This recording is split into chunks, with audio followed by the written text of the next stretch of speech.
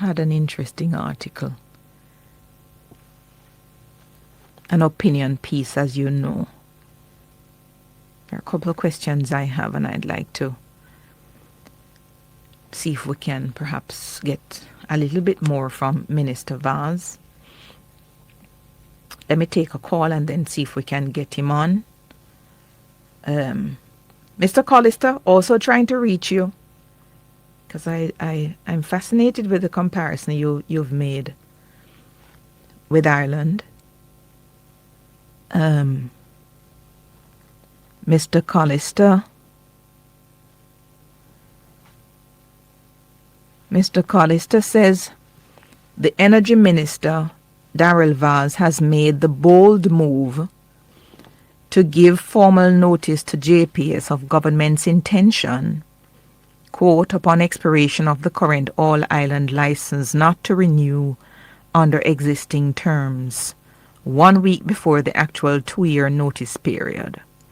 Condition 27 of the license provides for the GOJ to acquire the business at the expiration of the term of the license, and that ends on July 8, 2020. Let me find this. Condition 27, which has been mentioned. And it says the acquisition price to be paid by the government to the licensee shall be the fair market value of an ongoing business concern, including this license, and all lands, building, works, materials, plant, and property of all kinds whatsoever suitable to or intended for the purposes of the undertaking. Fair market value shall be determined by a mutually agreed team of independent valuation experts. In the absence of agreement on the team, then the team shall be decided pursuant to the Arbitration Act on application by the minister or the licensee, and it tells you the site of the arbitration and so forth.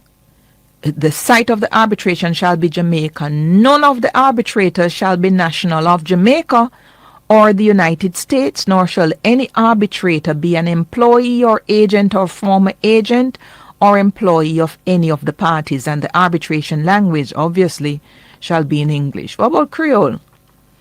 Jamaican Creole. Do we have Minister Vaz online? Minister, welcome. Oh, Emily, morning to your listeners. Long week, but we're here. Yes, thank you so much. I'm, as I mentioned this morning, I'm fascinated with the point at which we are with the expiration of the current license coming up in a number of years, and you invoking a section under the license, under the agreement, to indicate to JPS your intention. What I want to find out from you, just give me, based on the license, the current ownership structure of the poles, the wires, the plants, everything that is out there. Who owns it? The shareholders of the current the shareholding license. entity. Yeah. Am I correct that at the moment there are really 3 entities? There is Marabeni, there's the Korean East West, right? Mm-hmm. And then the government of Jamaica. We retain 19.9%, right? 19.9. I didn't actually get a chance to listen to you this morning, but I got several calls and messages in relation to the point that you are raising. Okay. Let me just say, and every time I go on a show, since my announcement on Tuesday, I start with this well-known quote, which says, insanity is doing the same thing over and over and expecting a different result. The fact of the matter is that the government of Jamaica had 2 choices stipulated in the license from 2001, and then when it was renewed or amended in 2016 by the previous administration. 1, to go to the table and renegotiate the existing license. or two, do what we did on Tuesday, which was to indicate to them that we are prepared to buy the business if that is what it takes. So let me clearly state that we responded to the date of July 8th, 2025, which is stipulated in the license that you have to respond before the expiry of the license into July 8th, 2027, exactly 2 years before, as to the position of the government. Right. If you do not respond, an automatic extension of 10 years or 10-year intervals would be invoked by virtue of the license. Right. I saw that. And let me understand this now. When you say buy the business, because I heard you say government has no intention of taking over. But when you say buy the business... Okay, so basically, we responded to the term of exactly what it says. The government shall have the right to acquire the licensed business. Yes. At the expiration of the said term. That is what I had to respond to. Now that does not, and there is some misunderstanding, and I'm hearing that even within the JPS there's a misunderstanding as to the government's position. We responded in legal terms specifically to the condition that is stated. Yeah. I went on in my statement to indicate that we were waiting on a response from JPS as to whether or not they were interested in the negotiations of a new license terms at the end of this current license, and that I had no issue with having discussions with them and anybody else, as long as it is that it's going to be done on the basis of new arrangements consistent with the government's primary objective of reducing the country's energy bill and securing more reasonable and affordable electricity costs for Jamaica. Got you.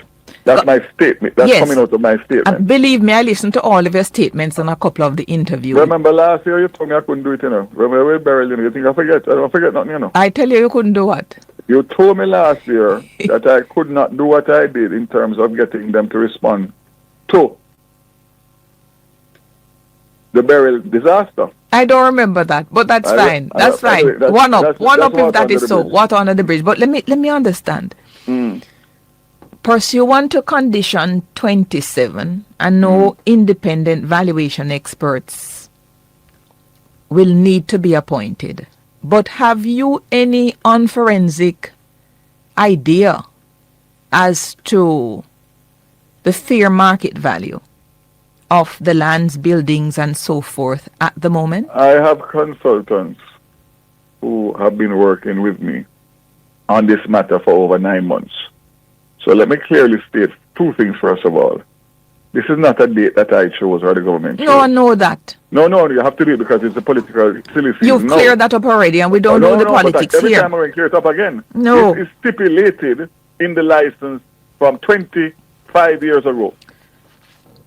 I hear that. Is so there, you have any ideas to the unforensic fair market value? I have no idea other than the fact that the consultants have done some work.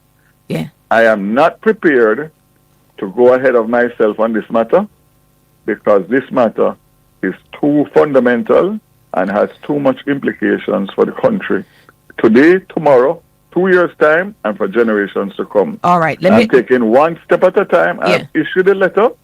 I am now awaiting a response. Right. So let me ask you, If I get a response, the response can tell me two things. Can tell me, let's talk, or let's walk.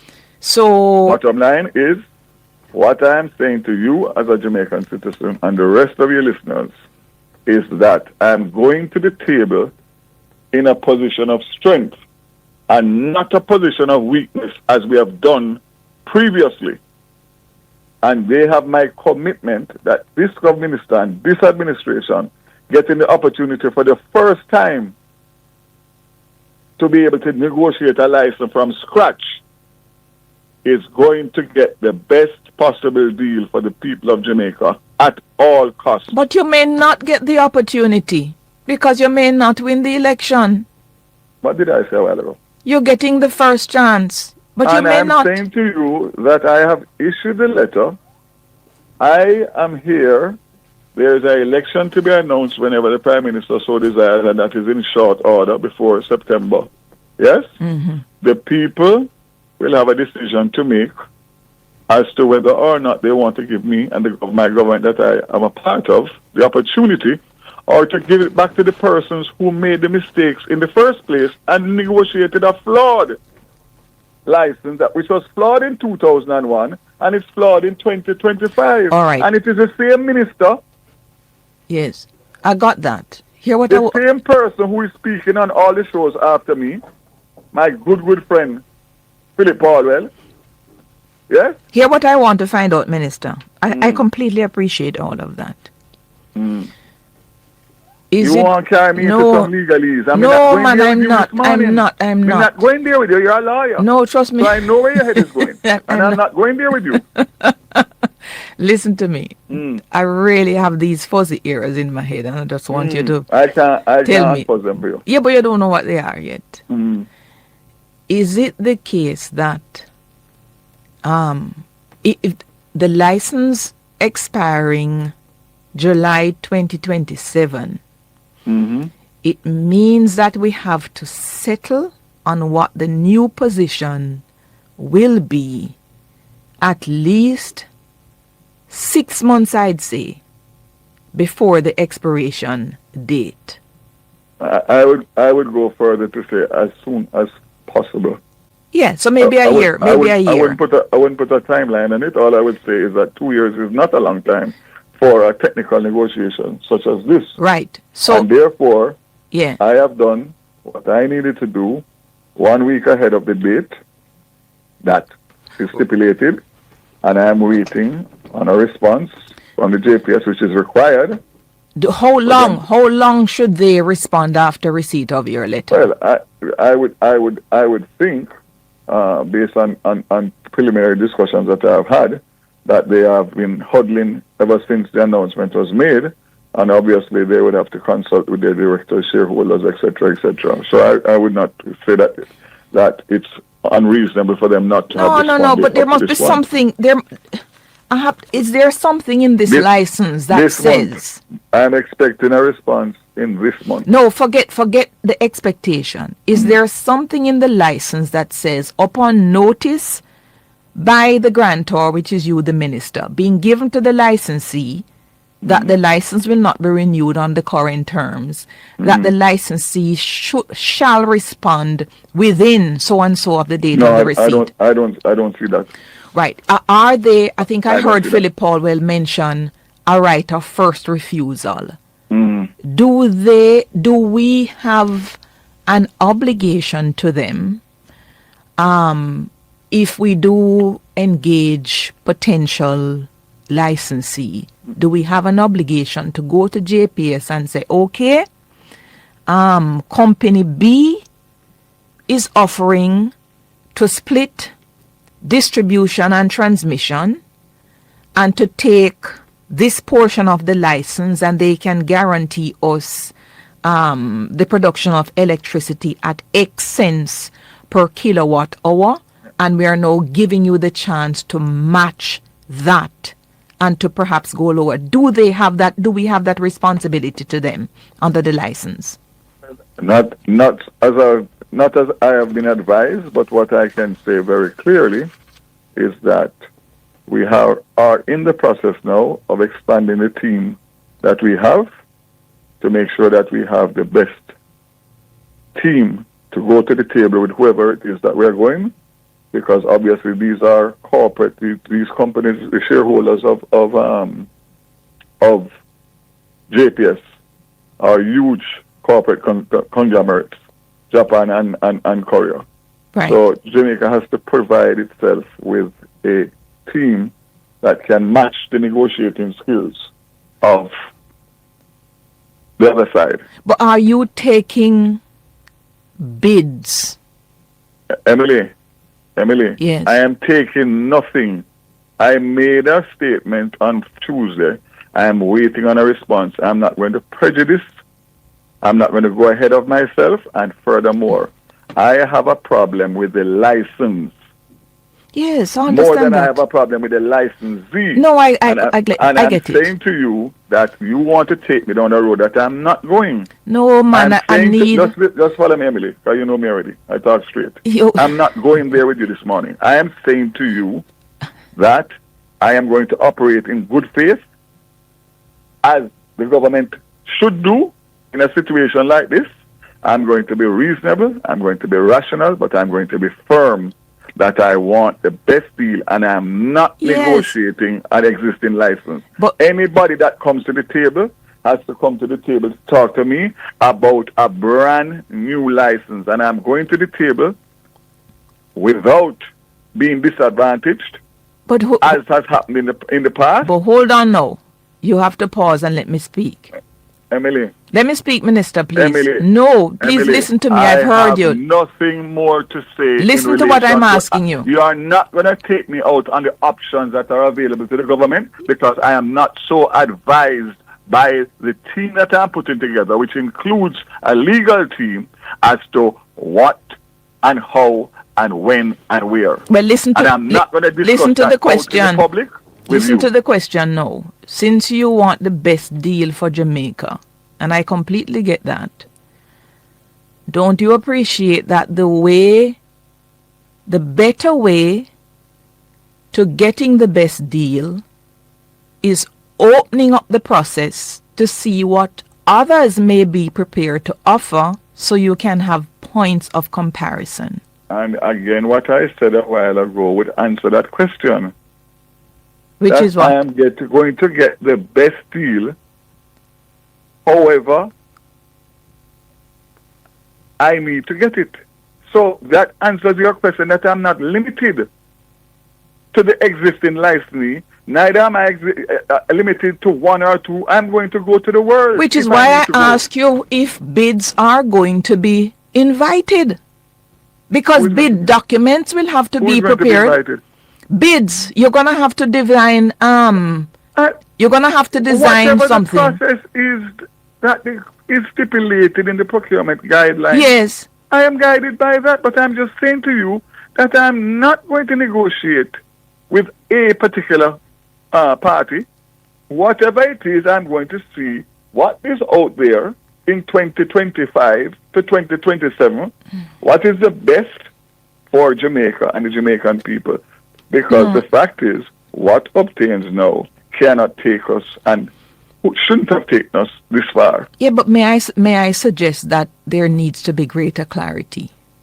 And why I say that, let me say why I say, Minister. Give you better clarity this morning, 3 days after making an announcement. Yeah, but before... And you have been unreasonable. No, I don't think so. By trying to push me into that, and I'm not going there with you, my dear. No, let me say something. Before the announcement was made, because I understand procurement as you do, you may a bit more than I do, I'd have expected procurement documents to be prepared for advertising in conformity with the license. You're being completely irrational and unreasonable. How?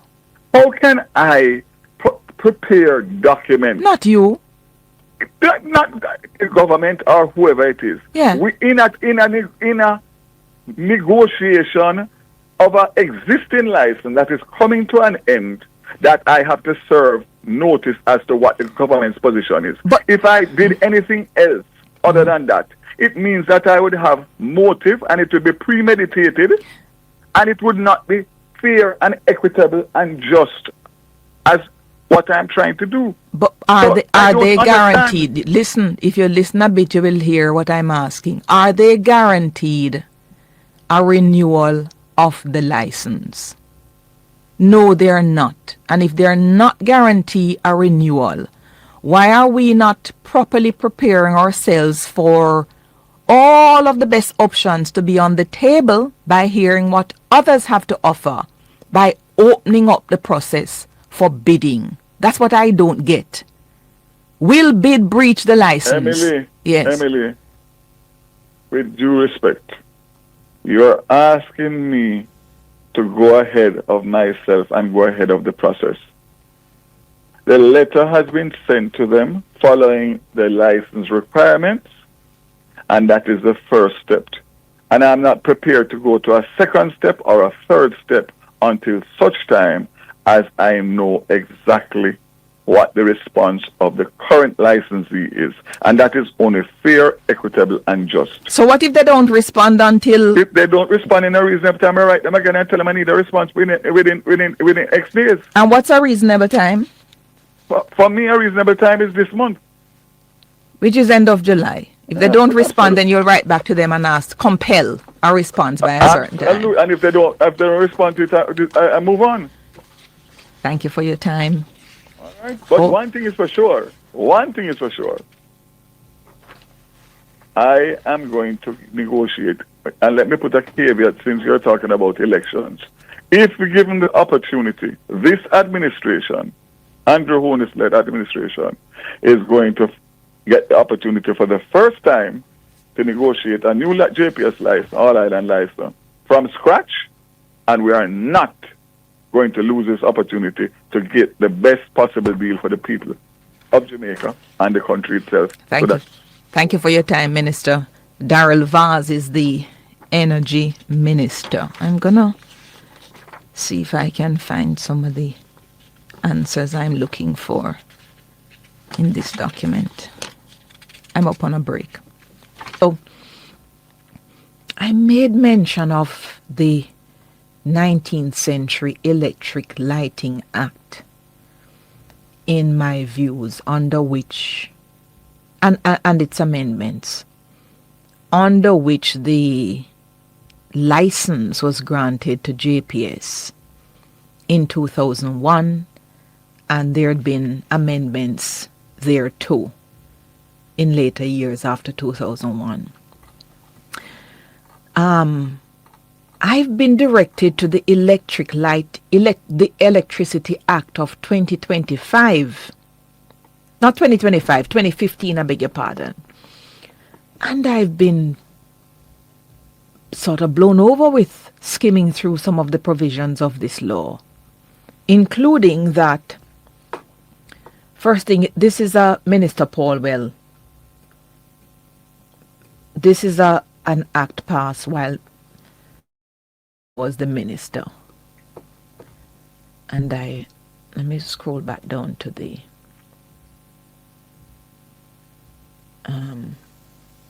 this 2015 Act has repealed the Electric Lighting Act, the Electricity Frequency Conversion Act, and the Electricity Development Act.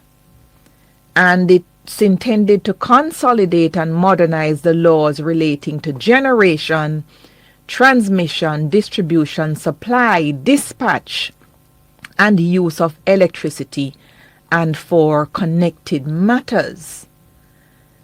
The bill establishes, this is a memorandum of objects and reasons, it establishes a framework for the regulation of the electricity sector. The framework comprises the following. It provides clarity in relation to the respective roles and responsibilities of various stakeholders in the electricity sector, promotes energy efficiency, renewable energy, and other energy resources, provides for the modernization of the generation, transmission, distribution, and supply use of electricity, strengthens the licensing regime involved for persons in the electricity sector, the issuing by the OUR of various codes of practices that will govern the activities of licensees, and it provides for fixed penalties in the event of any breach of the Act, regulations made, or the codes, and it retains important and critical provisions of the repeated enactments.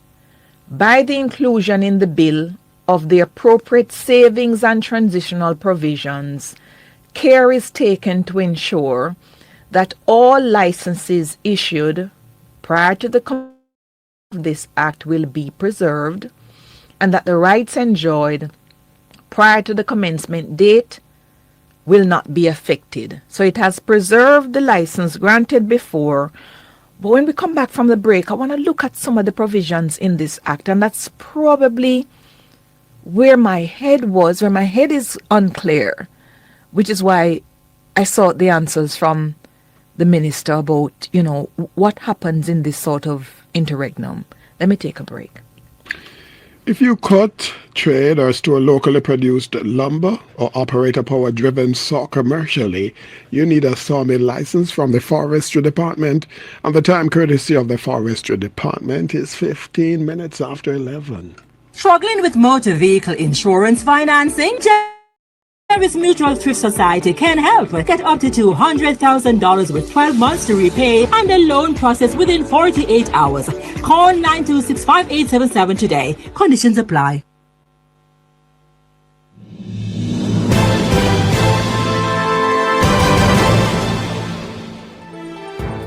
You're now listening to Emily Shields Talk with Substance on Hotline. Radio Jamaica, active for the good of our nation.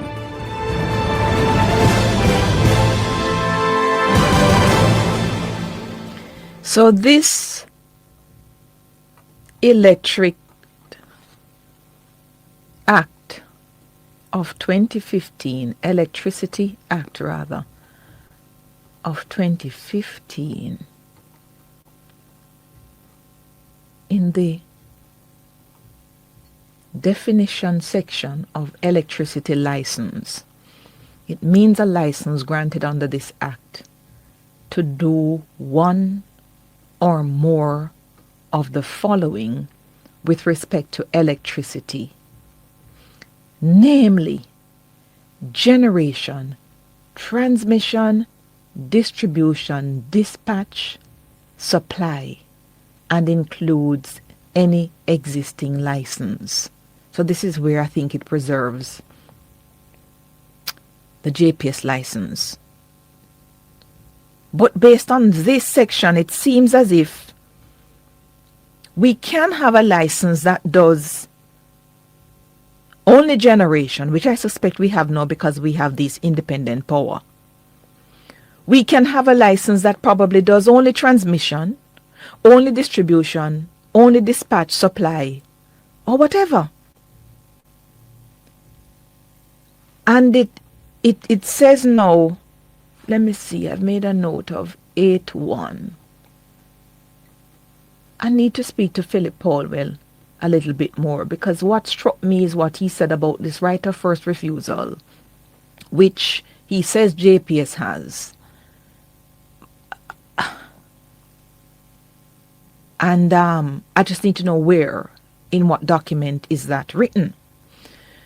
So, under Section 8, subject to subsection 2, a person shall not engage in the generation, transmission, distribution, dispatch, and supply of electricity, or erect, maintain, or have any electric line or other works over, along, across, or under any street, public road for the purpose of the supply of electricity, unless authorized to do so by an electric license issued by the minister. That whole section that I just read shall not apply to a person who generates electricity as a self-generator for that person's exclusive use, unless that person enters into a net billing arrangement, a wheeling arrangement, or connects to a transmission line or distribution line, or for some other purpose. An application for electricity license may be made to the minister in the prescribed form and manner. And I think this is part of what I was asking. So it seems to me any person at any point in time can make an application for an electricity license to the minister by using this prescribed form and manner. Then at 9, subject to subsection 2, which I will come to. An electricity license may be granted by the minister, A, pursuant to procurement under a competitive bidding initiated by the generation procurement entity, B, pursuant to an application in the prescribed form for the license in respect of net billing, wheeling arrangements, or other arrangements, or C, where the cabinet has determined that any of the following circumstances exist, namely, an emergency situation such as to make a competitive bidding process impractical. 2, the grant of license is necessary in order to accommodate an offer from a foreign government to the Jamaican government that will benefit the electricity sector. 3, due to exceptional circumstances or the prevailing economic and financial conditions in Jamaica, it is in the public interest to grant the license. And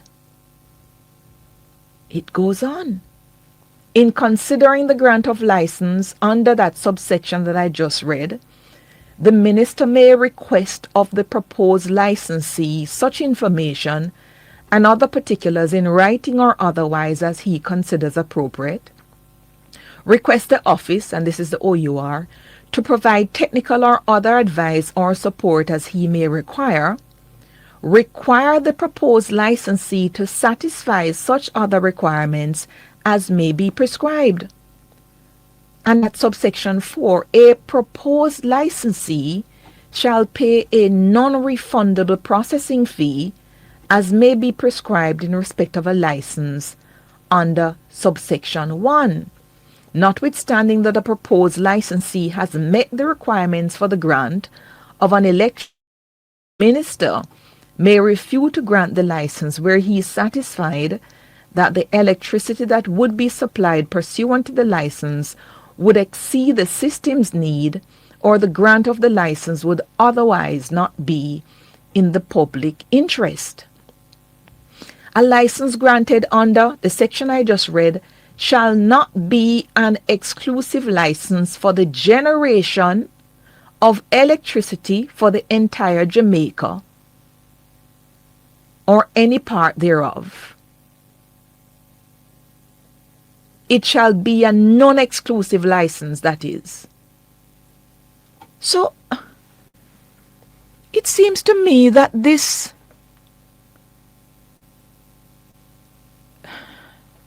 what I don't understand is how can the provisions of this law apply and exist within the context of what is now granted to JPS. Because I thought JPS had a license as a sole, where's the wording? So we've always said they had a monopoly, but this law of 2015 allows for applications to be made after competitive tender, a fee to be paid. The minister may grant, but the minister shall not grant an exclusive license for the generation, but you can get a non-exclusive, meaning you can say it is for only this particular portion. But then another section of 10 says an electricity license granted under 9(1) A or C may be exclusive or non-exclusive license as the case may be for any or all of the following services, namely transmission, distribution, supply or dispatch of electricity for the entire Jamaica or any part thereof.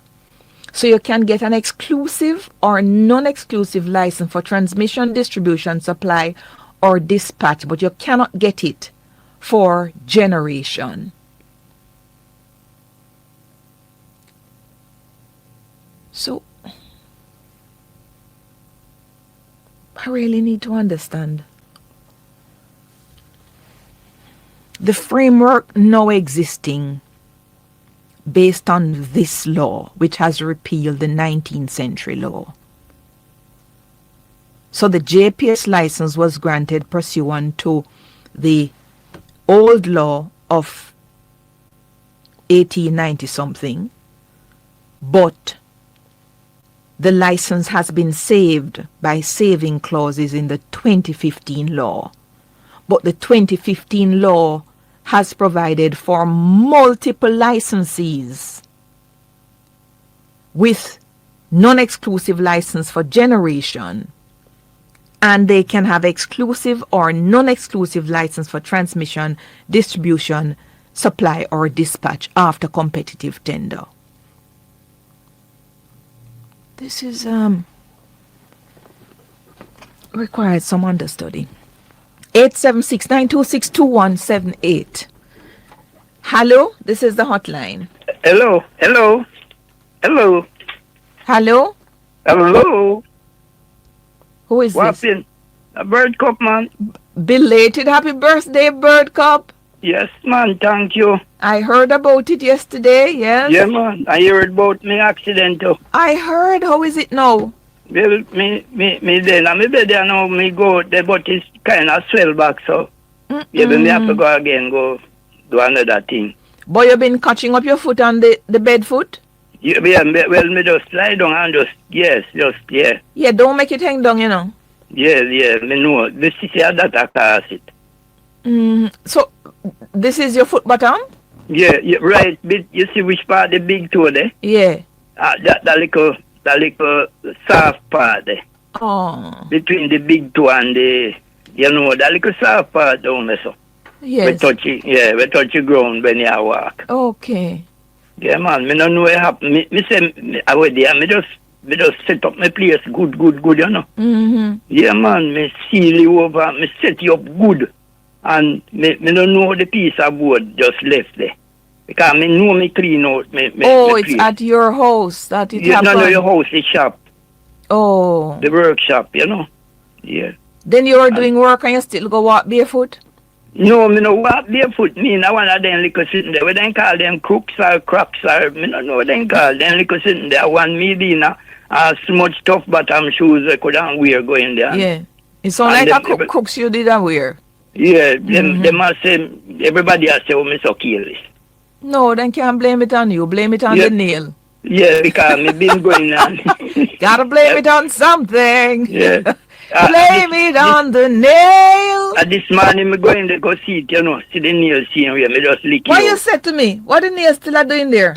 Because from the happen, me not going there. Huh? Me lock it up. Me never going there. And me say me did one big up Clive Mullins and Gilbert Morgan and Bird Cup. The try we born the 3rd of July, Yes.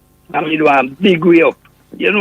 But Miss Lucy called yesterday and big you up, so it's all right. Me know, and me say from last night, every day, people just call me and a big. Me never know say so. Me really live. Yes, man, your ratings up there. Yeah, man, me did it. And me I pray for all the people them where, so honestly, people them where don't know me, text and all them things there. Very good. And me I thank all of them. And we wish them all the best in life. Thank you. Because and you see when me I try to do right now, yes, me I try to live a nice little life because me know difficult. You understand? If me have go in a difficult, I would have put myself. Because my stepmother always tell me, say, look here, place you put your head. And that me do.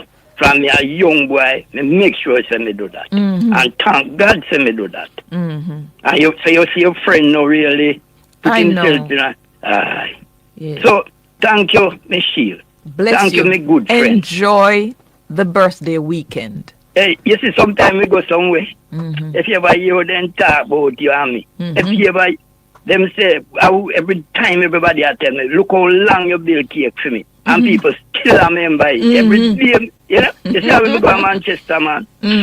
Sure. After and big up Sissy, your friend. Always. Yeah. Thank you, bless you. Yeah, man, me not hold your time, Yes. All right, take care.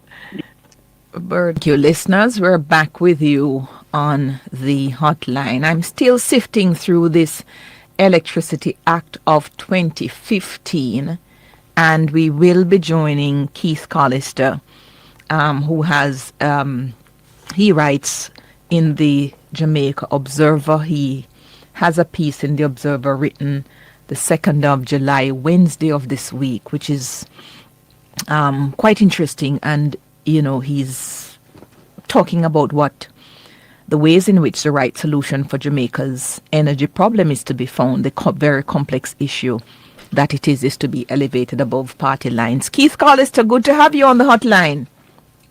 Hey, how are you? I'm very well, thank you. Good to hear you. Good to read your article as usual. Okay, well, I know I must have written something interesting if you called me, so Yes. I'm happy. Yes. I'm happy you find it interesting. Yes, I do, and I think perhaps if you could sum it up for me, if you do remember what you've written, because I know sometimes you're right, you put it away and you move on to stuff as I do.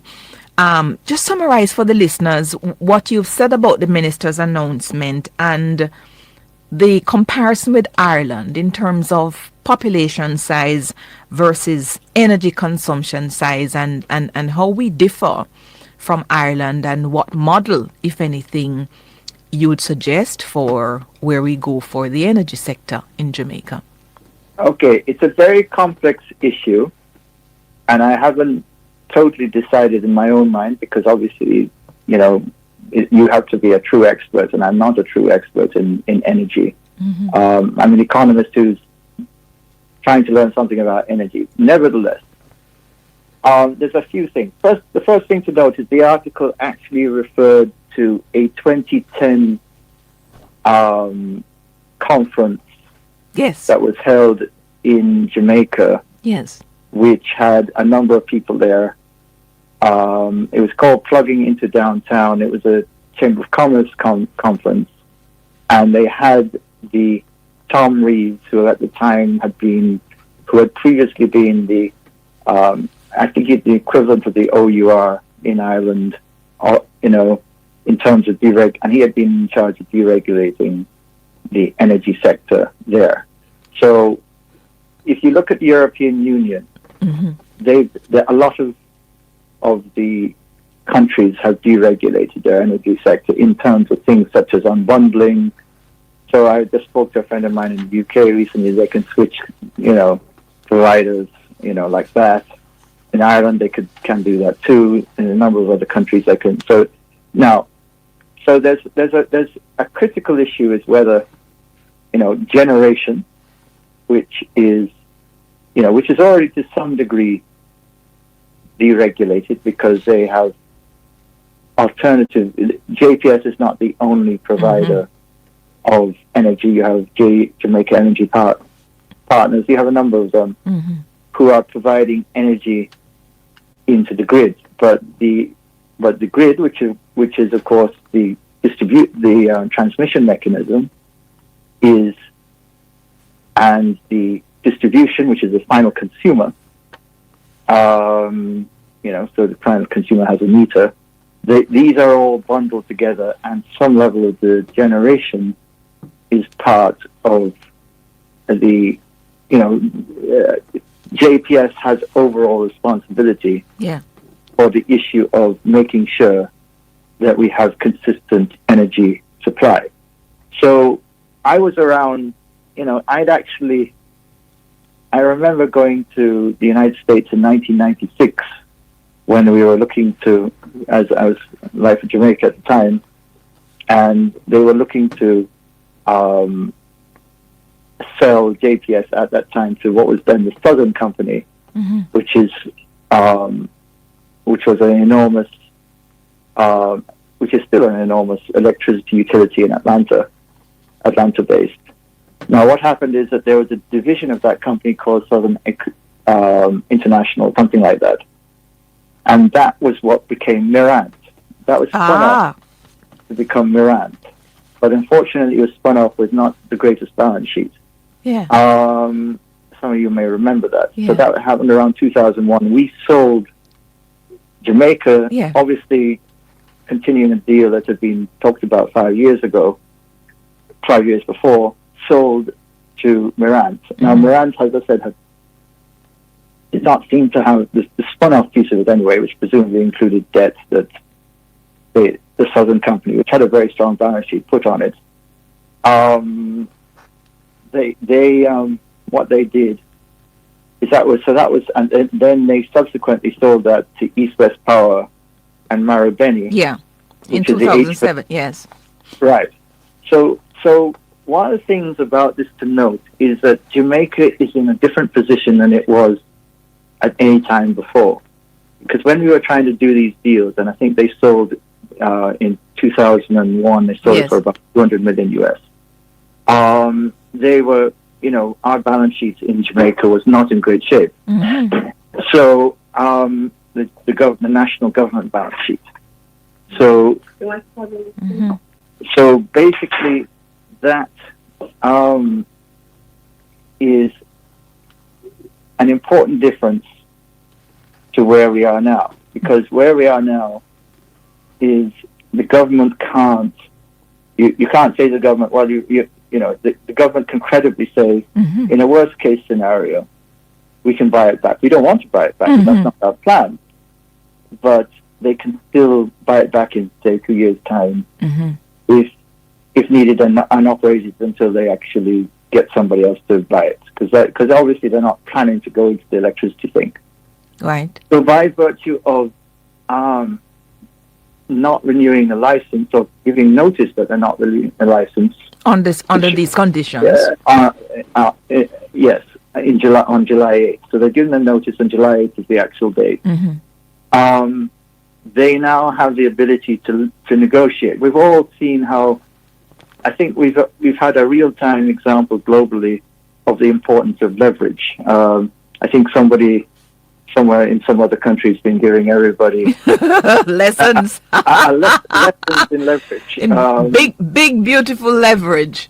Yes. I'm not trying to go there, but what I was going to say though is that the truth is in negotiations, and I've spoken to some people overseas in this space, and what they're saying is, instead of basically begging JPS to do the right thing, I think you're now saying, well, we need the deal that suits us.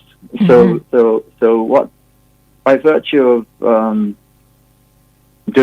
taking what I would describe as a bold move, which is VARS, I think Jamaica now has leverage because 2 years' time, you can, other people were, presumably interested. The government has a balance sheet that can actually, worst case scenario, buy JPS and until they go and sell it to somebody else. So there's the time constraint issue, which is an important part of leverage, is not really there in that scenario. Right. Right. So I had the minister here, and I was saying to him, because this is how my brain works, is this current license, it expires 8th of July 2027. I think at a minimum 6 months to the 8th of July, which will be the 8th of February 2027, we must have a potential licensee in place, and we are finalizing the arrangements with that new licensee, which can be JPS, but all of the negotiations must have gone on and definitely closed in a year and a half before the 8th of February 2027.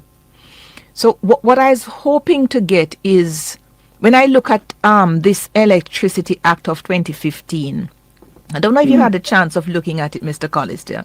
Unfortunately not, but right. I've had other people I know have looked at it, but right. I have not personally looked at it. Apparently, we can have many licensees operating at the same time. We can have for generation, which you mentioned, we already have because of the private power. So we have them, we have JPS. But we can also have other licensees for distribution and for transmission. It appears apart from JPS. That is what this statute is saying. Well, that's not the understanding that I actually had previously had. Yes. I have heard different things on that, but as I said, I haven't looked at it personally, and I think you need a lawyer to do that. But Time. What I would just hold on. Let me just take a break, and then you'll come back and say what you want to say. Stay with us. Right, we're back with you on the hotline, listeners, and I'm talking with Keith Collister, an economist. He has a piece in the Observer on the 2nd July, Wednesday last. Bold move by VAS requires urgent debate, and we're just trying to sift through what really exists now vis-a-vis a 2015 law, which I pulled up only about an hour or so ago, against the background of a provision in the license under which JPS now operates, which says the licensee is JPS as a licensee. They're the sole distributor and supplier of electricity throughout Jamaica, and they are to give us safe, reliable, economic supply of electricity. And this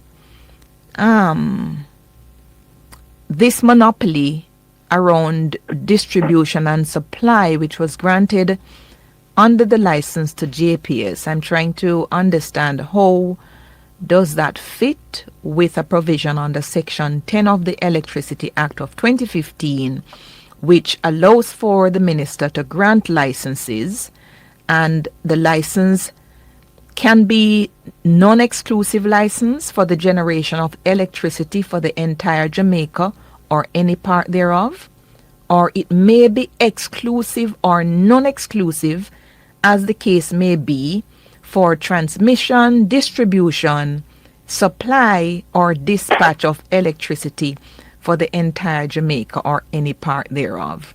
Before the break, Mr. Collister, you were telling me that you would understand that JPS had what? Exclusivity? Yeah, it's not, as I said, it's not 100% clear. I mean, obviously they don't have exclusivity of generation. Mm-hmm. Now, the other thing to note is most people would regard transmission, meaning the grid, as a natural monopoly, right? That I think is still in other words, you kind of use it like a highway, right? Mm-hmm. Everybody needs to be able to get on it and move around. And then the other piece of it, of course, is the actual distribution. So in other countries, as my understanding anyway is, or some other countries, that you will have, multiple power producers and multiple distribution companies, and the grid, and the electricity is transported through the grid, and it reaches the consumer. Now, of course, there's the issue of a smart grid. Yes. Jamaica does not have a smart grid currently, and the smart grid meaning is sort of, technologically advanced grid that can, do all the calculations and move stuff around in a way that facilitates having more than multiple suppliers effectively. Mm-hmm. So that will be one issue to think about in this conversation. Now, you asked about Ireland. Yes. So my understanding is Ireland and the UK and a number of other countries in Europe, maybe all of them, have typically have multiple suppliers, even the smaller countries. Mm-hmm. And that's part of the issue. Part of the issue, of course, is economies of scale. Mm-hmm. And what is the true level of economy of scale? And I mentioned economy of scale. So what Mr. Reeves said in his presentation, which is 15 years ago, mm-hmm. and things have got more technologically advanced since then, is he didn't think that the minimum, there was the minimum size issue was a big issue. Now, he's saying that from his perspective as a regulator sitting in a different country, even mm-hmm. though it's a small island, like us with a similar population. Mm-hmm. But, of course, in there they also had access to energy coming from both Europe and the UK. Mm-hmm. So they interconnectors, I think, is what they call them. So they're part of a larger energy ecosystem.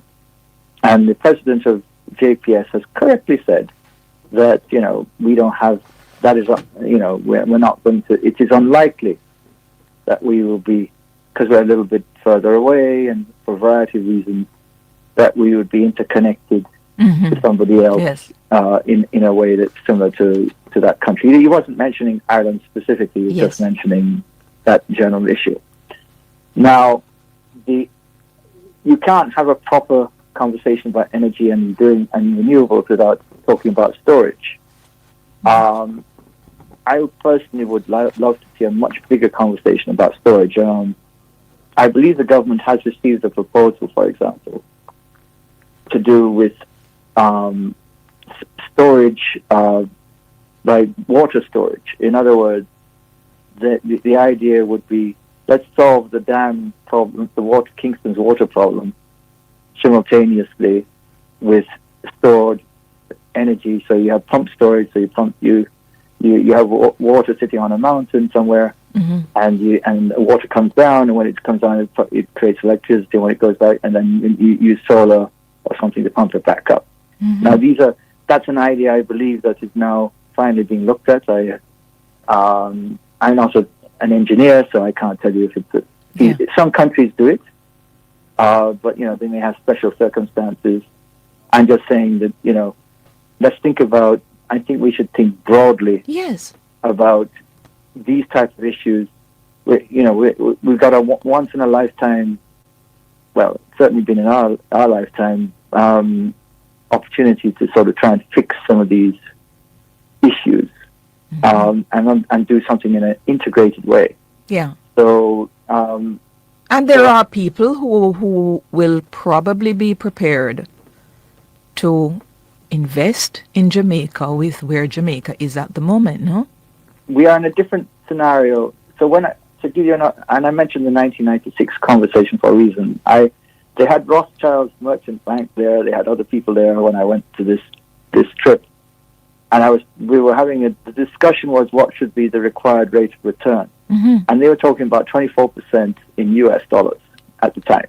Now that's an enormously high rate of return, and that's the kind of rate of return that makes that's why you don't get very much money for selling an operation, right? Yes. So Jamaica looks like, to me anyway, that it's on its way to investment grade if it continues doing what it's doing. And that would open the entire global capital market to Jamaica. So that is, as you would know, would be one of the objectives of the former finance minister, Nigel Clark. He was clear about it over time. And that is it's that fiscal flexibility and debt reduction that has given us the opportunity to negotiate in a way that we couldn't have done. We might not have been able to, or definitely would not have been able to before. Say 10 years ago, we had to take whatever deal someone will give us. Basically.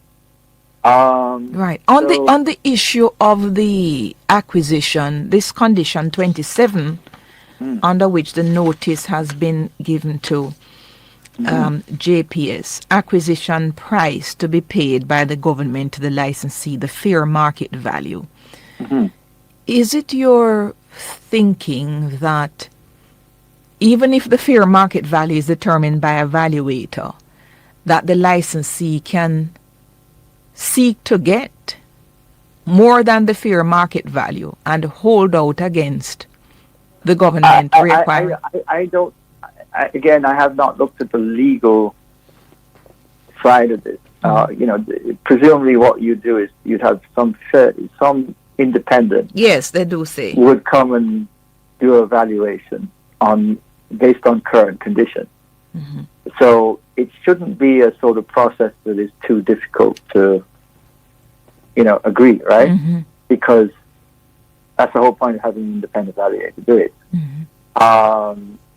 And it should be possible even to forecast the kind of, this would go, how much this, what are you talking about? So So I think that shouldn't be a tremendous problem once the conditionalities are known. And I think it should be a transparent process. Must be. And moreover, my view is that, Mr. Fawaz is exactly right. In other words, the JPS can say, I can bid, but because they will have unique information, they will have better information, they're on the ground. But having the potential for other players to come in, I think what that will do is it will make the process honest and make sure that hopefully we get the best deal and so on. So I think JPS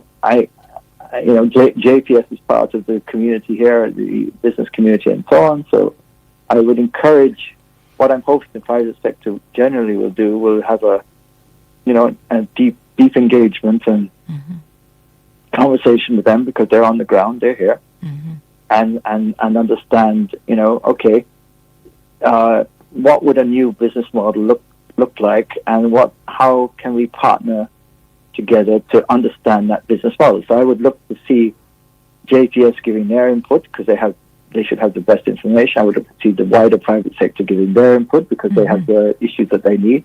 And also I would hope to see the general public gives their issues. And that's why, even though I saw you just calling me just a couple of minutes before, I decided, let me go on, because what you're doing, Emily, is a public service in, no joke intended, in trying to make people understand the implications of this, because it's a big move. Big issue. I was whilst I knew it was a possibility, I was quite unsure whether any government would have the, I don't want to say, I'll use a Spanish word, cojones, to make the announcement. Make this announcement. Yes, the bold move, as you call it. I agree with that. I'm out of time, Mr. Collister. Always good to hear your thoughts. We'll keep talking on this. You're right.